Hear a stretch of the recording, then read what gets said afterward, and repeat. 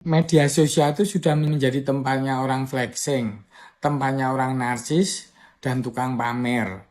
Nampilin siapa dirinya, apa yang dia miliki, kemana dia pergi, dan lain-lain.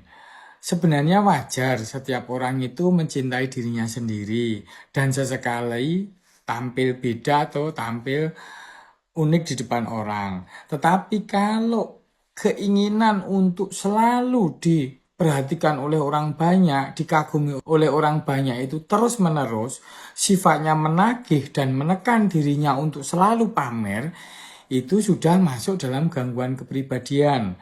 Namanya vulnerable narcissistic, yaitu orang yang butuh validasi atau pengakuan atau pendapat orang lain tentang siapa dirinya. Jadi pendapat orang lain itu begitu pentingnya buat dia. Itu yang membuat hidupnya lebih eksis, lebih bermakna. Tapi mungkin bukan makna ya. Karena orang-orang yang narsis rapuh tadi biasanya mengidentikan dirinya itu dengan apa yang dia miliki, apa yang dia beli. Jadi dia semakin menjauh dari jati dirinya karena dia mengidentikan dirinya dengan atribut-atribut yang dia miliki, barang-barang yang dia miliki. Jadi makin lama, makin jauh, dia akan semakin kehilangan dirinya yang sejati. Terus umumnya orang yang memiliki gangguan kepribadian ini juga tidak memiliki empati terhadap orang lain. Karena ketika dia pamer, dia nggak peduli orang lain mau iri, dengki, serai, atau orang lain mungkin jadi sampai berbuat kriminal untuk meniru apa yang dia miliki. Dia nggak peduli karena dia merasa dirinya itu adalah pusat dunia, pusat semesta. Dia semacam ratu drama, ratu pesta. Yang lain itu hanya berpasang-pasang mata yang melihat dirinya, jadi nggak penting. Dialah spotlight kayak gitu. Yang jadi masalah orang-orang yang terlalu hobi flexing ini, obsesif kompulsif untuk flexing ini, pada titik tertentu akan merasa kelelahan.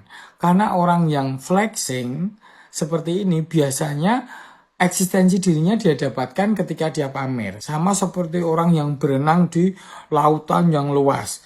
Untuk mendapatkan eksistensi dirinya, dia harus keluar dari permukaan air, menghirup oksigen dari udara. Kemudian habis itu dia nyelam lagi. Kemudian dia pengen eksis lagi, dia ngambil udara lagi. Kemudian nyelam lagi. Begitu seterusnya akhirnya semakin lelah hidupnya. Karena energinya pasti akan terkuras.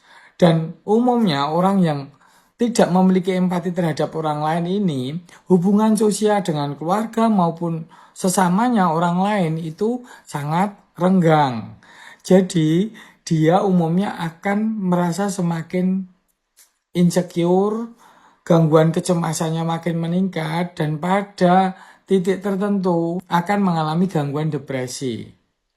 Jadi bagi teman yang merasa dirinya kadar narsisnya kok berlebihan atau ada saudara, mungkin diajak sharing aja bahwa pendapat orang lain itu tidak penting. Yang penting itu pendapat mandiri, dirinya sendiri, siapa aku, apa yang aku kerjakan, dan apa yang aku pikirkan tentang masa depan. Kita itu bukan apa yang kita miliki, tapi kita itu apa yang kita pikirkan dan kita lakukan. Pendapat orang lain sebodoh amat.